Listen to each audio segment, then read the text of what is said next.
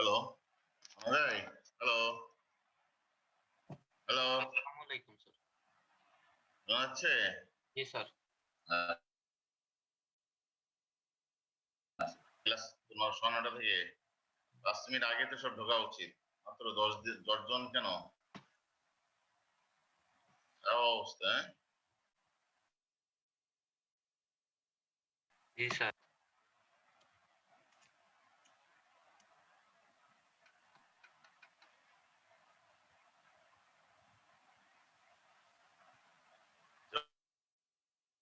আমাদের নেক্সট সেটা হচ্ছে আমাদের রেট অফ কনসলিডেশন। এই চ্যাপ্টারে আমরা টাইমের সাথে সেটেলমেন্ট কতটুকু হবে সেটা আমরা শিখবো। সেই রিলেটেড এই থিওরিটা কেন লাগবে, কারণ এটা খুবই জরুরি হয়ে যায় যখন ফর এক্সাম্পল আমি যদি একটা এক্সাম্পল কথা বলি, একটা নদীর উপরে একটা ব্রিজ হবে। আমরা জানি যে ব্রিজের হাইট অনেক বেশি হয়, কারণ নেভিগেশনের জন্য শিপ টিপ নিচ দিয়ে যাওয়ার জন্য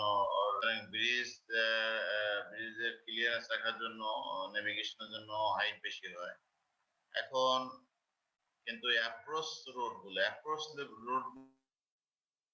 গুলো তো অনেক অ্যাপ্রোচ রোড গুলো যে এক্সিস্টিং লেভেল সেটা তো অনেক নিচে থাকে। তাহলে আমাদের ব্রিজের লেভেলের সাথে ম্যাচ করার জন্য আমরা কি করি, একটা ইমব্যাকমেন্ট তৈরি করি, ঠিক আছে? প্যাভমেন্ট তৈরি করি, ইমব্যাকমেন্টটা তৈরি করে হাইট ওই ইসের লেভেল আনার পরে, ব্রিজের লেভেল আনার পরে ওটাকে আমরা বলি অ্যাপ্রোচ। তো মোস্ট অফ দ্য টাইম দেখা যায় যে তোমার যে ইমব্যাকমেন্টের height close to the bridge, approaching the bridge অনেক হাই হয়। যেমন, ঠিক আছে, এত হাই ইমব্যাকমেন্ট যখন তৈরি করবা এক্সিস্টিং সয়েলের উপরে, তখন ওই ইমব্যাকমেন্ট মনে করো 1 বছর ধরে কি হবে যদি নিচের সয়েলটা, যদি ফাউন্ডেশন সয়েল যার উপরে এক্সিস্টিং সয়েল কন্ডিশন যদি এমন হয় যে তার জন্য অনেক সেটেলমেন্ট হবে, তাহলে ইমব্যাকমেন্টটা সেটা যদি হয় তাহলে আমাদের বসে যাওয়ার আগে, মানে সেটেলমেন্ট হওয়ার আগে আমরা যদি প্যাভমেন্টটা কনস্ট্রাকশন করি তখন কি হবে?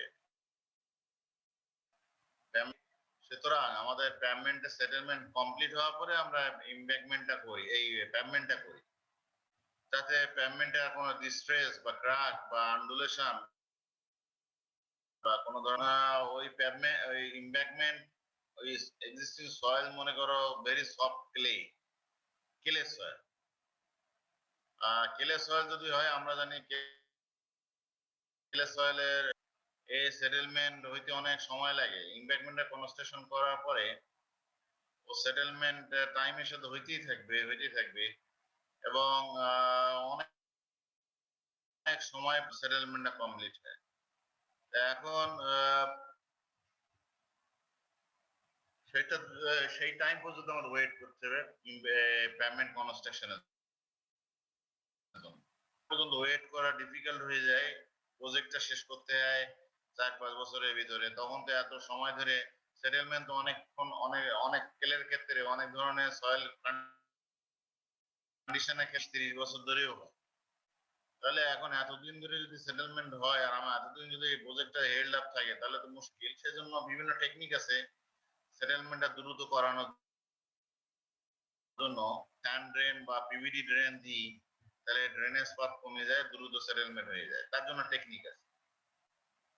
ন্যাচারালি যদি সয়েল কন্ডিশন এমন থাকে যে ড্রেনেজ, যেমন মনে করো কেলে সয়েলের নিচে একটা স্যান্ডি লেয়ার আছে আর উপরে একটা স্যান্ডি লেয়ার আছে, সুতরাং দুই দিক দিয়ে পানি বেরিয়ে যেতে পারে, উপরে একটা স্যান্ডি লেয়ার, নিচে একটা স্যান্ডি লেয়ার। কেলে লেয়ার থিকনেস যদি বেশি না হয়, তখন ইমব্যাকমেন্টের লোডিং এর ফলে কেলে লেয়ারটা দ্রুত কনসলিডেশন হয়ে যাবে, সেটেলমেন্টটা শেষ করবে। তাহলে ইস্যু হচ্ছে কতদিন লাগবে, সেটা একটা ইস্যু। সেই জন্য আমাদের এই চ্যাপ্টারে এই চ্যাপ্টারে আমরা শিখবো যে কতদিন লাগবে সেটেলমেন্ট ক্যালকুলেশন করা শিখবো যে কতদিন লাগে, কত সময় পরে কনসোলিউশন কমপ্লিট হয়, এবং ইন্টারমিডিয়েট যে কোনো টাইমে আমরা কতটুকু সেটেলমেন্ট হয়েছে সেটাও আমরা এস্টিমেট যদি করতে চাই ক্লাসে পরে কতদিন পরে কতটুকু সেটেলমেন্ট হলে এরা যদি আমি যদি তোমার থিওরি রিলেটেড থিওরি আমাদের লাগে, তো তার জন্য আমাদের এখানে ওইটাই তার জায়গায় অন ডাইমেনশনাল কনসোলিউশন থিওরি, এইটা এই থিওরি টাইমের সাথে সেটেলমেন্টের যেটা রিলেশনশিপ, টাইম সেটেলমেন্ট রিলেশনশিপ বা time excess proportion relationship, time consolidation relationship, টাইমের সাথে যে থিওরিটা ডেভেলপ করতে হবে, ঠিক আছে? তো এই থিওরির নাম হচ্ছে Terzaghi's one dimensional consolidation theory, ঠিক আছে? এই থিওরি থার্ড জাগিস যেমন উনি বলছেন যে সয়েল ইজ হোমোজেনিয়াস, সব জায়গায় একই সয়েল, এক জায়গায় কেলে থাকলে এক জায়গায় স্যান্ড থাকবে না, একই soil is fully saturated, 100% saturated, মানে two phase material, void যেটা আছে totally filled by water, ঠিক আছে? সয়েল পার্টিকেল কোনো কম্প্রেশন হবে না, মানে ডিফর্মেশন হবে না লোড দিলে, আর পুরোটারও কোনো পুরোটার কোনো কম্প্রেশন হবে না, পুরোটা প্রেশার কমবে না, মানে কোনো ধরনের কম্প্রেশন হবে না পুরোটা। Water is incompressible, soil particle is incompressible. A flow of water and compression of soil are on একটা ফ্লো করবে এবং সেটেলমেন্ট হবে ভার্টিক্যাল দিকে, ল্যাটারাল দিকে আমরা ধরবো না, ল্যাটারাল দিকে আমরা স্ট্রেন জিরো ধরবো, ল্যাটারাল দিকে কোনো ডিফর্মেশন নাই। Sir, enough small strain, এরপর যে ডার্সিস ল মনে আছে? ডার্সিস ল আমরা যে হাইড্রোলিসিস করছিলাম, ডার্সিস ল হচ্ছে ভেলোসিটি, ডার্সিস ল ভ্যালিড, এখানে ডার্সিস ল ইউজ করা হবে। Coefficient of permeability and coefficient of volume compressibility remains constant throughout the consolidation process. Coefficient of permeability change solution যখন হবে তখন ভলিউম অফ ভয়েড কমে যায়, পানিটা বেরিয়ে আসে, যখন ভলিউম অফ ভয়েড কমে যাবে কারণ সয়েলের ভিতরে সয়েল পার্টিকেলের ভিতরে ভয়েড কমে যাচ্ছে, শুধুমাত্র পার্টিকেল কাছে তো পার্মিবিলিটি কমে যাওয়ার কথা, কিন্তু আমরা all through the consolidation process আমরা কনস্ট্যান্ট ধরে নেব পার্মিবিলিটি সিম্পলিসিটির জন্য, ঠিক আছে? Time between void ratio and effective stage, void ratio এবং ইফেক্টিভ স্টেজের ভিতরে একটা রিলেশনশিপ আমরা ধরবো, এরকম না যে টাইমের সাথে যখন লোড যদি আমরা ধরবো না, লোড যদি কনস্ট্যান্ট থাকে, মানে ক্রিপ আমরা এখানে ধরা হবে না, ক্রিপ ধরা হবে, ক্রিপ যেটা যে কোনো কনসোলিউশন হচ্ছে না কিন্তু তারপর ডিফর্মেশন হয়, এখানে ধরবো না, সিম্পলিসিটি।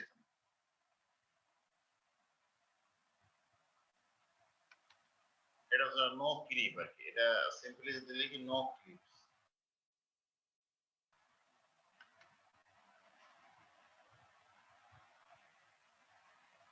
আমরা থিওরি ডেরিভেশনে চলে যাই।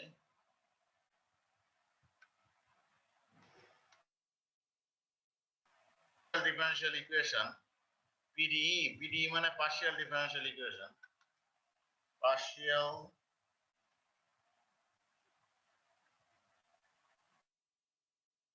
ডিফারেনশিয়াল,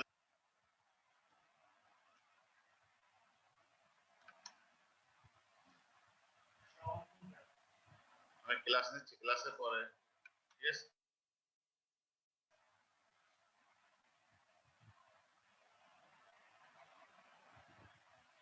তাহলে কেলে লেয়ার, এখানে ফিগারে যদি তুমি দেখো একটা কেলে লেয়ার আছে, কেলে লেয়ারের নিচে স্যান্ড, উপরে স্যান্ড কন্ডিশন, এরপরে এর উপরে একটা লোড দেওয়া আছে সারফেসে, গ্রাউন্ড সারফেসে, সেই লোড হচ্ছে ডেল সিগমা ভি, এই লোডের জন্য কেলে লেয়ার কনসোলিডেশন হবে। তো কেলে লেয়ারে আমি একটা পয়েন্ট ভলিউম চিন্তা করবো, সয়েল ভলিউম। ওই সয়েল ভলিউমের পার্শিয়াল এ পয়েন্টের চারিপাশে একটা সয়েল ভলিউম। হ্যাঁ, ওই ভলিউমের ডাইমেনশন হচ্ছে ইনফিনিটেসিমাল ডাইমেনশন। হ্যাঁ, ডিজেড হচ্ছে আমাদের থিকনেস, আর ডিজেড হচ্ছে, জেড হচ্ছে তোমার ভার্টিক্যাল দিকের কোঅর্ডিনেট, আর ডিজেড ডিএক্স হচ্ছে ডিএক্স। তাহলে আমাদের জেড হচ্ছে ভার্টিক্যাল কোঅর্ডিনেট। তো এখন এই জেড হচ্ছে তোমার ক্লে লেয়ারের টপ থেকে কত ডেপথে আছে জেড, ওই পয়েন্ট পার্টিকুলার পয়েন্ট হচ্ছে আমাদের জেড। আর এখানে লোড আসার ফলে এখানে যদি প্রিজমিটা ইনসার্ট করা থাকতো, লোড আসার ফলে এখানে কি হবে, তার ফলে জাম দিছে, জাম দিয়ে এখান থেকে অর্ডার কিছুটা জাম দিছে, তার মানে এখানে কোড প্রেসার বেড়ে গেছে লোড আসার ফলে, ডেল সিগমা ভি। সেই কতটুকু এই ইউই বাই গামা ডাব্লিউ, এই এইচ হচ্ছে আমাদের এখানে টোটাল পটেনশিয়াল যদি ড্যাটাম এটা হয়, তাহলে আমাদের কতটুকু আমাদের হেড বাড়লো with respect two hydrostatic water table. এটা হচ্ছে ডেটা টোটাল পটেনশিয়াল এইচ নাকি। টোটাল পটেনশিয়াল মানে একটা পয়েন্টের elevation had plus poor pressure head. তখন এই পয়েন্টে টোটাল পটেনশিয়াল এইচ কিভাবে হলো, এইচ তো ড্যাটাম থেকে কত উপরে উঠছে ওয়াটার টেবিল। আমরা জানি যে total potential had plus datum head. এখন আমি যদি ড্যাটাম যদি এটা নিই যে এক্সিস্টিং গ্রাউন্ড ওয়াটার টেবিল পয়েন্টটা এখান থেকে কত নিচে আছে, সেটা হচ্ছে নেগেটিভ এলিভেশন হেড। কারণ নিচের দিকে ড্যাটাম থেকে নিচের দিকে এই পয়েন্টের পজিশন, দিকে তাহলে এটা নেগেটিভ এলিভেশন হেড, আর এই পয়েন্টে আমি যদি এই পয়েন্টে টোটাল পোর প্রেসার হেড, এই পয়েন্ট থেকে টোটাল হাইট এই পর্যন্ত, তাহলে ওইখান থেকে যদি আমি এলিভেশন হেড যোগ করি সেটা হচ্ছে নেগেটিভ, তাহলে এইটুকু ক্যান্সেল হয়ে যায়। সুতরাং থাকে হচ্ছে ড্যাটাম থেকে কত উপরে আমাদের পিজোমিটারের ভিতরে ওয়াটার টেবিলটা হয়ে যায়, ড্যাটাম হেডটা ক্যান্সেল হয়ে যাচ্ছে টোটাল পটেনশিয়াল হেড থেকে। সুতরাং আলটিমেটলি থাকে হচ্ছে এইচটাই থাকে। তাহলে এইচ হচ্ছে আমাদের টোটাল পটেনশিয়াল হেড, পিজোমিটারের ভিতরে ওয়াটার টেবিলটা আছে, সেটা হচ্ছে আমাদের টোটাল পটেনশিয়াল হেড। ঠিক আছে। আর এই পয়েন্টে যে এলিমেন্ট, তার প্ল্যান ডাইমেনশন হচ্ছে ডিএক্স ডিওয়াই, আর থিকনেস হচ্ছে ডিজেড। ঠিক আছে। আর এই পয়েন্ট ডিসচার্জ হচ্ছে কিউ আউট, মানে এই এলিমেন্টের ডিসচার্জ হচ্ছে কিউ ইন, কিউ আর বের হচ্ছে কিউ আউট। কারণ হচ্ছে এই পয়েন্টে ওয়াটার মুভ করবে, কারণ আমি তো ডিস্টার্ব করছি ওয়াটারটাকে, তার ফলে আমাদের এই পয়েন্টে একরকম প্রেসার হেড, এর নিচে আর একরকম প্রেসার হেড, ডেপথের সাথে আমাদের প্রেসার হেড চেঞ্জ হয়ে গেছে, সাথে যদি টোটাল পটেনশিয়াল চেঞ্জ হয়ে যায়, আমরা জানি যে ওয়াটার হাই পটেনশিয়াল থেকে লো পটেনশিয়ালে ফ্লো করে। তাহলে এই পয়েন্টে আমি যদি একটা ভলিউম চিন্তা করি, ভলিউমের ভিতরে আমাদের ওয়াটার থেকে এই পয়েন্টে আমাদের ভলিউম যদি ঢুকে, একটা পার্টিকুলার অ্যামাউন্টের ওয়াটার যদি ঢুকে আর একটা অ্যামাউন্ট যদি বের হয়ে যায়, তাহলে আমরা এখন আমরা ওয়াটার ঢুকবে ততটুকু ওয়াটারই বেরোবে, কারণ আমাদের এই পয়েন্টে আমাদের যে এই পয়েন্টে যে ভলিউম, এর ভিতরে যে আমরা জানি যে সয়েল পার্টিকেল ইনকমপ্রেসিবল, কমবে ততটুকু ওয়াটার বেড়ে যাবে, আর যেটা ঢুকবে ওয়াটার তার সাথে ততটুকু ওয়াটার বেড়ে যাবে। সেটা আমি যদি এখন যদি দেখি ফর দ্য সয়েল এলিমেন্ট শোন ওয়াটার, এই দুটো ডিফারেন্স কিউ আউট আর কিউ ইন, এই দুটো ডিফারেন্স কি হবে, রেট অফ ভলিউম চেঞ্জ। হ্যাঁ, এই এলিমেন্টে কতটুকু ভলিউম চেঞ্জ হলো সেইটা হচ্ছে আমাদের এই দুটো ডিফারেন্স। মনে করো ওয়াটার এর ভিতরে ঢুকছে, তার চাইতে ওয়াটার এখান থেকে বেশি বের হয়ে গেছে, তার মানে কি যতটুকু ঢুকলো তার চাইতে বেশি বের হয়ে যাওয়ার তখনই সম্ভব যদি আমাদের এই ভলিউমটা কিছুটা ভলিউম পার্টিকেল গুলো কিছু কাছাকাছি চলে আসে, ভলিউম অফ ভয়েডটা কমে যায়, যেটা হচ্ছে কনসলিউশন প্রসেসের ভিতরে ঘটে। কনসোলিডেশন প্রসেসের ভিতরে কি ঘটে, যখন আমরা লোড অ্যাপ্লাই করি সয়েল বাইরে চলে যায়, ভিতরে ওয়াটার কিছু বাইরে চলে যায় এবং পার্টিকেল গুলো কাছাকাছি চলে আসে। এই ভলিউম অফ ভয়েড কমে যাওয়াটাকে আমরা বলি কম্প্রেশন। এবং এটা এটা এই ভিতর থেকে যে সেটুকু আমরা বলি সয়েলে ভলিউম অফ ভয়েড কমে গেছে ততটুকু পরিমাণে, যতটুকু ওয়াটার বেরিয়ে আসবে ততটুকু পরিমাণে ওয়াটারের ভলিউম অফ ভয়েড কমে যাবে।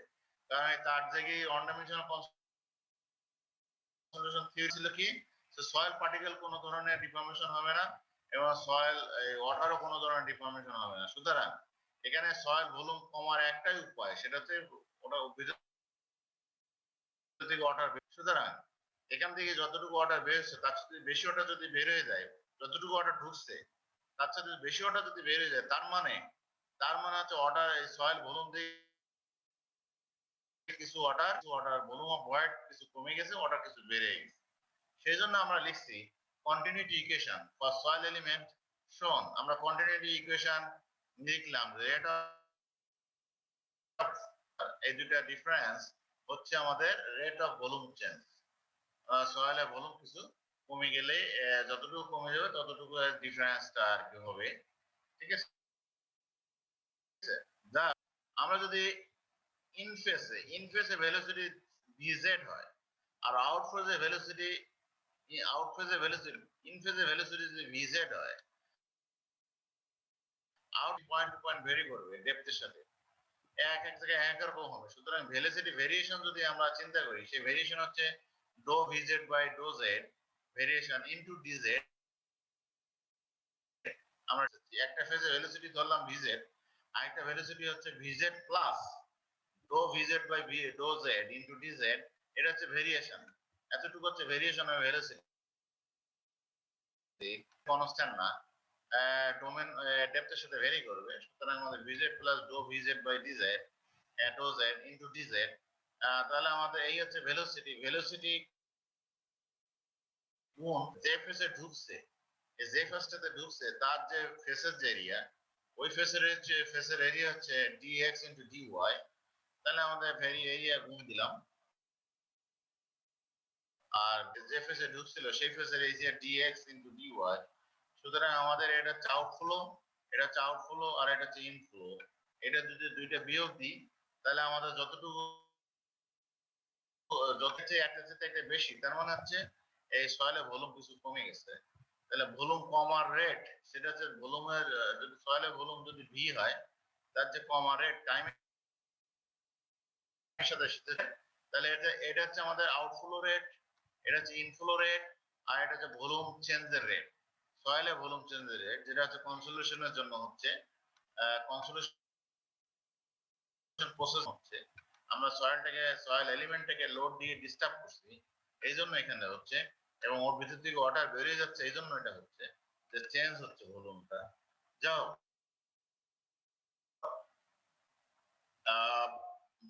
ভি হচ্ছে volume of the soil element. ঠিক আছে, আমরা যে কোনো পার্শিয়াল ডিফারেনশিয়াল ইকুয়েশন যখন আমরা ডেরিভ করি তখন আমরা ডিফারেনশিয়াল এলিমেন্ট ধরছি, তো dx dy এবং dz যার ডাইমেনশন। ঠিক আছে, যাক এখন হচ্ছে ও যেটা এরপরে হচ্ছে কি do vz by do z into dx dy dz সমান সমান dv বাই dt। ঠিক আছে, এটা হচ্ছে কাটাকাটি করলে থাকে, কারণ vz টা ক্যান্সেল হয়ে যায়। এরপরে যে ডার্সিস ল, vz টা কি ভেলোসিটি আমরা কি লিখতে পারি, ডার্সিস ল অ্যাপ্লাই করতে পারি k into i, k into i, k হচ্ছে পার্মিয়াবিলিটি এরিয়া। যেহেতু এটা ভার্টিক্যাল দিকে আমরা kz চিন্তা করতে পারি, এটা kz ভার্টিক্যাল দিকে পার্মিয়াবিলিটি, আর এটা হচ্ছে iz ভার্টিক্যাল দিকে হাইড্রোলিক গ্যারিয়েন্ট। যেহেতু ভার্টিক্যাল দিকে, সুতরাং এটা vz ভার্টিক্যাল দিকে ভেলোসিটি, সুতরাং এটা ভার্টিক্যাল দিকে পার্মিয়াবিলিটি, ভার্টিক্যাল দিকে হাইড্রোলিক গ্যারিয়েন্ট। তাহলে এই পয়েন্টে যে পয়েন্টে এলিমেন্ট চিন্তা করছে ওই পয়েন্টে আমরা ভার্টিক্যাল দিকে, তাহলে ওই পয়েন্টে চারিপাশে অ্যারাউন্ড দ্যাট পয়েন্ট আমরা যদি change of total potential do Z হয়, তাহলে আমার চেঞ্জ অফ ডে যদি ডো জেড হয়, তাহলে আমরা তাহলে ডো এস টা কি, চেঞ্জ অফ টোটাল পটেনশিয়াল আর ডো জেড হচ্ছে চেঞ্জ অফ কি ডিসটেন্স। তাহলে আমাদের পার্টিকুলার গ্রেডিয়েন্ট যে ভেরিয়েশন সেটাকে আমরা বলি হার্ডলি গ্রেডিয়েন্ট, সেটাকে সরি টোটাল পটেনশিয়ালের ভেরিয়েশন সেটাকে আমরা বলি হার্ডলি গ্রেডিয়েন্ট। তাহলে কে ইনটু আই, আইটাকে আমরা ডো ইজ বা ডো জেড লিখতে পারি ইন টার্মস অফ জেড, এটা লেখা যায়। এরপর হচ্ছে আমরা কে এইচটা সমান আমরা এইচ সমান সমান কি লিখতে পারি in terms of polar excess polar pressure, মানে কি যে আগে যে হাইড্রোস্ট্যাটিক প্রেসার ছিল ওই পয়েন্টে, এই পয়েন্টে লোড আসার আগে যে হাইড্রোস্ট্যাটিক প্রেসার ছিল সেখান থেকে এইটুকু হচ্ছে হাইড্রোস্ট্যাটিক প্রেসার হেড, আর এক্সেস পয়েন্ট থেকে এই লেভেল থেকে যত উপরে গেছে সেটা হচ্ছে আমাদের, সেইটা যে প্রেসারের জন্য গেছে সেটা হচ্ছে ইউই এক্সেস পোলার প্রেসার, সেটা গামা, সেটাকে আমরা যদি গামা ডাব্লিউ দিয়ে ভাগ দিই তাহলে আমরা এই সব excess polar pressure by gamma W হেডে আমি কনভার্ট করলাম এক্সেস পোলার প্রেসার। ঠিক আছে, তাহলে টোটাল পটেনশিয়ালকে আমরা excess polar pressure by gamma W constant, তাহলে বাইরে চলে আসবে। তাহলে ইউই হচ্ছে excess polar pressure caused by the increase of stress. ঠিক আছে, ফ্রম ইকুয়েশন 1 and 2 1 এবং 2 থেকে আমরা ভিজেড কে ইকুয়েশনটা এরকম ডিউরিং কনসলিডেশন ডিউরিং স্যার হ্যাঁ কি বলছো sir v y dz equals to dt of v, এটা কিভাবে হইছে? এর আগে ভিজেডটা বুঝো, তার উপরের লাইনটা স্যার। এটা না স্যার, তার উপরের লাইনটা স্যার। এটা রিফর্ম করা হয়েছে। এখানে তুমি এটা গুণ দাও, ভিজেড এর সাথে গুণ দাও, এটার সাথে এটা গুণ দাও, তাহলে কি থাকে ভিজেড ভিজেড ভিজেড ডো ভিজেড, তাহলে ভিজেড ডিএক্স 2 এর সাথে কাটাকাটি হয়ে যাবে, এটা থাকবে না, থাকবে হচ্ছে D doh VZ by doh X into TZ DX D Y, বাম দিকে থাকবে, আর ডান দিকে doh V by D doh T, এটা তো লেখা আছে এখানে, বুঝছো? জি স্যার। এই টার্মটা এটার সাথে এটা গুণ দিলে যেটা হয়, আর এখানে একটা আছে তো মাইনাস টার্ম, কাটাকাটি হয়ে যাবে না, এই dx dy dz এটা এখানে আছে। ঠিক আছে, জি স্যার, বুঝতে পারছি। এখানে এই vz টা ভেলোসিটিটা আমরা ইনসিস ল ডার্সিস ল ki হচ্ছে k do h by G do sir, z, এটাকে h থেকে আমরা x প্রপোর্শনের রেসপেক্টে লিখলাম, এটা এখানে এই অবস্থা দাঁড়ায় do s square ue by do z square সমান সমান 1 by dx dy dz do v by dt dot. ঠিক আছে, এই প্রিং কনসোলেশনে আমাদের যখন কনসোলেশন হচ্ছে তখন যে কি কাজটা হচ্ছে কি কি হচ্ছে, the rate of change in the volume of the soil element is equal to the rate of change in the volume of the void। Change হচ্ছে সেটা ভলিউম অফ ভয়েড কতটুকু, যতটুকু চেঞ্জ হবে ততটুকু, সেটাই বলছে। কারণ এখানে ভলিউম অফ সয়েল সলিড যেটা, এটা তো কনস্ট্যান্ট থাকবে, এটা তো কোনো চেঞ্জ হবে না, কারণ সয়েল সলিড তার ভয়েড কমে যাবে, ভয়েডটা টাইমের সাথে চেঞ্জ হবে, কারণ অর্ডারটা বেড়ে যাচ্ছে। ঠিক তো, সয়েলটা কম্প্রেস হচ্ছে, সয়েলটা কম্প্রেস হওয়ার একটাই কারণ, সেটা হচ্ছে ভলিউম অফ ভয়েড কমে যাচ্ছে, এর ভিতর থেকে অর্ডারটা বেড়ে, volume of solid is constant. এখন আমরা টোটাল ভলিউমটাকে আমরা লিখলাম volume of soil solid into volume of void, volume of ভয়েডটাকে আমরা ভয়েড রেশিও ডেফিনিশন, সেটা ভয়েড রেশিও মানে কি volume of void by volume of volume of soil solid, তার সাথে ভলিউম অফ সয়েল সলিড গুণ দিলে এটা ভলিউম অফ ভয়েডই আসে, ই ইনটু ভিএস হচ্ছে ভলিউম অফ ভয়েডই আসে। সুতরাং আমাদের টোটাল ভলিউমটাকে লিখছে, ওকে, টোটাল ভলিউমটাকে লিখলাম volume of soil solid volume of void, এটা টু ফেজ ম্যাটেরিয়াল। সুতরাং এখানে ভলিউম অফ সয়েল সলিড আছে, ওটা is totally filled in the volume of void, সেটা হচ্ছে E into Vs volume of void। যাও, তাহলে এখন আমরা এটাকে যদি ডিফারেন্সিয়েশন করি, আমরা এটাকে প্রথমে এটাকে Vs টাকে করলাম, তারপরে E আর Vs টাকে করলাম, বললে এখানে এইটা কি হবে, এখানে এই টাইমের সাথে ভিএস চেঞ্জ হবে না, এটা 0। সুতরাং এটা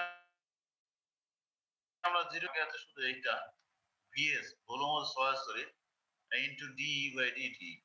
তাহলে আমাদের দাঁড়াচ্ছে হচ্ছে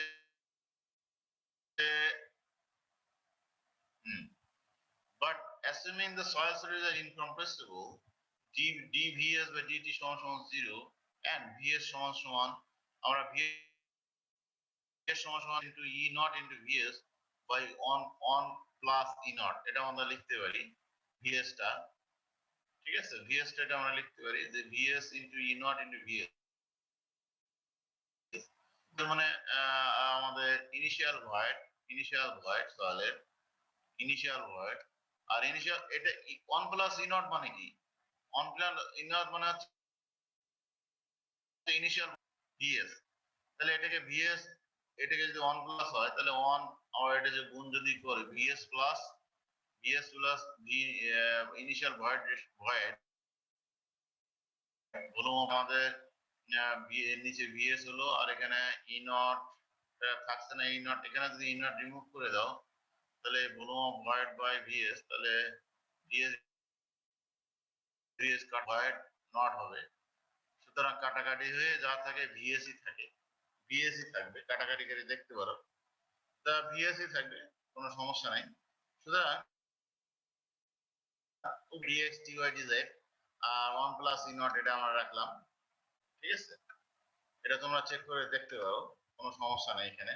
The equation 4 yields 4 নাম্বার ইকুয়েশনটা বসাই দিই, তাহলে ইকুয়েশন এখানে 4 টা দাঁড়ায় dv বাই dt সমান সমান dx dy dz by 1 plus E naught e by dt, এটা আমরা দাঁড়ায় 4 নম্বর ইকুয়েশন। এই যে টার্মটা শুধু থাকে, এটা ই নট হচ্ছে ইনিশিয়াল ভয়েড রেশিও, ঠিক আছে, ইনিশিয়াল ভয়েড রেশিও ইকুয়েশন। এখন হচ্ছে আমাদের এই যে dv বাই dt এর মান, এই dv বাই dt এখানে আমাদের dv বাই ইকুয়েশনে dv বাই dt বসা দিলে আমাদের দাঁড়ায় যাচ্ছে এটা ইকুয়েশন দাঁড়াচ্ছে do A square U E by do Z square সমান সমান 1 by 1 plus E naught do E by dt। এবারে যেটা জানি আমরা ডো ই মানে চেঞ্জ অফ ভয়েড রেশিও যদি ইন টার্মস অফ সিসি মানে কম্প্রেশন ইন্ডেক্স লিখতে চাই লিখতে পারবো। এর আগের যে চ্যাপ্টারে আমরা শিখছি যে স্টেজ ফর্মুলা ডেরিভ করছিলাম এক্সপেরিমেন্টের মাধ্যমে, লগ ইফেক্টিভ ভার্টিক্যাল ইফেক্টিভ এবং ভয়েড রেশিও, এই দুইটার ভিতরে সম্পর্ক ডেরিভ করছিলাম। ওখানে একটা স্ট্রেট লাইন ছিল যেটাকে আমরা বলছিলাম লাইনের স্লোপ যদি সিসি আমাদের জানা থাকে তাহলে in terms of slope of the virgin compression line আমরা চেঞ্জ অফ ভয়েড রেশিও লিখতে পারি, এটা হচ্ছে চেঞ্জ অফ ভয়েড রেশিও। তাহলে আমাদের নেগেটিভ স্লোপ ব্যবহার করলাম, ডো ই সমান সমান minus CC into change of effective stress of log এর যে লগ ইফেক্টিভ স্ট্রেসের চেঞ্জ শেষে রো অফটাকে আমরা ইউজ করলাম, তাহলে স্লোপটাকে ইউজ করে আমরা চেঞ্জ অফ ভয়েড রেশিও লিখতে পারি। তাহলে এই অবস্থাকে যদি থাকে তাহলে আমরা এটাকে ডিফারেন্সিয়েশন করলে আমরা এইভাবে লিখতে পারি C C into do sigma Z prime, ঠিক আছে। এটা আমরা লিখতে পারি আমরা সমান সমান লিখলাম সিসি বাই ডো ই। এখন চেঞ্জ অফ ইফেক্টিভ স্ট্রেস মানে কি যত কমতে হবে, এটা কনসোলিউশনের থিওরি, যতটুকু ইফেক্টিভ স্ট্রেস বাড়বে ততটুকু কোয়ার্টার প্রেসার এক্সেস প্রেসার কমে যাবে, কারণ আমাদের টোটাল স্ট্রেস কনস্ট্যান্ট। আমাদের তার জায়গায় যে প্রিন্সিপাল বলছে যে যত ইফেক্টিভ স্ট্রেস এবং কোয়ার্টার প্রেসার, যদি কোয়ার্টার প্রেসার কমে যায় ইফেক্টিভ স্ট্রেস বাড়ছে, সেই সেন্সে আমাদের যতটুকু ইফেক্টিভ স্ট্রেস বাড়বে মানে change of effective stress equal and opposite to change of যতটুকু ইফেক্টিভ স্ট্রেস বাড়ছে, একটা অপোজিট, সেই জন্য নেগেটিভ এটা ব্যবহার করা হয়েছে, একটা অপোজিট। তাহলে আমাদের চেঞ্জ অফ ইফেক্টিভ স্ট্রেস সমান সমান লিখলাম minus do U E by 2.3 sigma Z prime, এটা আমরা এভাবে লিখতে পারি। ওকে স্যার ঠিক আছে। এই line change of void ratio কোত্থেকে আসছে, আমরা যে এর আগে যে চ্যাপ্টারে শিখছিলাম না যে ভয়েড রেশিও এবং আমরা ইফেক্টিভ স্টেজের লগ স্কেলে করছিলাম মনে যে ভয়েড রেশিও এবং vertical effective in log scale একটা সম্পর্ক পাওয়া জি গেছিল। স্যার। ওইখান থেকে আমরা নরমালি কনসোলেশন লাইন বা ভার্জিন লাইনের সোলারটাকে কম্প্রেশন ইন্ডেক্স বলে রিকম্প্রেশন ইন্ডেক্স। ওই কম্প্রেশন ইন্ডেক্স এটা হচ্ছে কম্প্রেশন ইন্ডেক্স, ঠিক আছে? তাহলে কম্প্রেশন ইন্ডেক্সের স্লোপ ব্যবহার করে আমরা ওই যে লগ স্কেলে যেটা আছে ওইটাকে আমরা ভার্টিক্যাল ইফেক্টিভ বললাম। আর তার সাথে সিসি যদি গুণ করি তাহলে আমাদের এখানে চেঞ্জ অফ ভয়েড রেশিও আসবে, ঠিক আছে? চেঞ্জ অফ ভয়েড রেশিও, ওকে? আমরা এইটা মানে কি, এইটাকে আমরা যদি এটা হচ্ছে আমি যদি সিগমা জেড এর রেসপেক্টে আমি ডিফারেন্সিয়েশন করি, এইটাকে যদি আমি একটা কোয়ান্টিটি ধরে নিই, তুমি ডিফারেন্সিয়েশন করে তুমি ডিফারেন্সিয়েশন তো আমার চাইতে তোমরা ভালো করো। এই যে কোয়ান্টিটিটাকে তুমি এইটা কোয়ান্টিটি এটা do log sigma Z prime, এটাকে তুমি সিগমা জেড এর রেসপেক্টে ডিফারেন্সিয়েশন করো, ডো সিগমা জেড প্রাইম, এটাকে যদি সিগমা জেড এর রেসপেক্টে ডিফারেন্সিয়েশন করো তাহলে আসে হচ্ছে C C by 2.3 sigma Z prime. এটা তোমরা করতে পারবা, এটাকে with respect to sigma Z prime. তারপরে তোমার যে কোয়ান্টিটি আসবে সেটাকে এটা sigma Z do sigma Z prime দিয়ে গুণ দিলে এটা আসবে, ঠিক আছে? বুঝা গেল আমার কথা? আমার তো বুঝতেছো না? জি স্যার।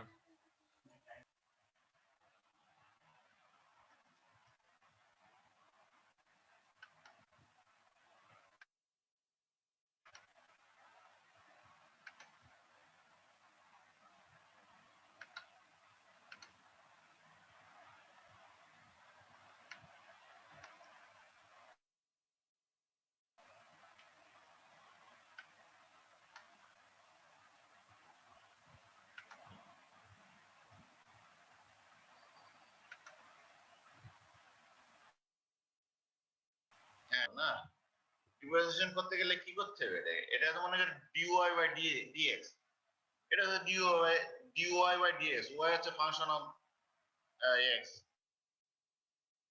ঠিক আছে? এটা ওইভাবে চিন্তা করতে পারো, ঠিক আছে? তো এটা ডিফারেন্সিয়েশন করলে আসবে হচ্ছে এখানে আসবে হচ্ছে তোমার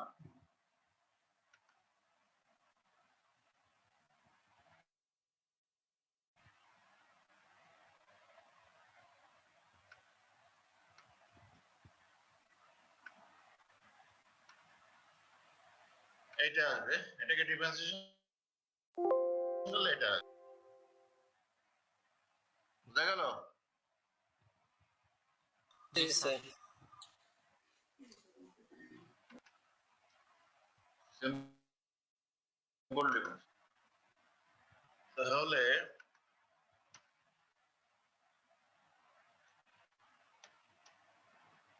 আমরা এখন এগুলো বসাই দিই, সব বসাই দিলে কি হবে আমাদের ইকুয়েশন 6, এখানে 6 দাঁড়াবে যেটা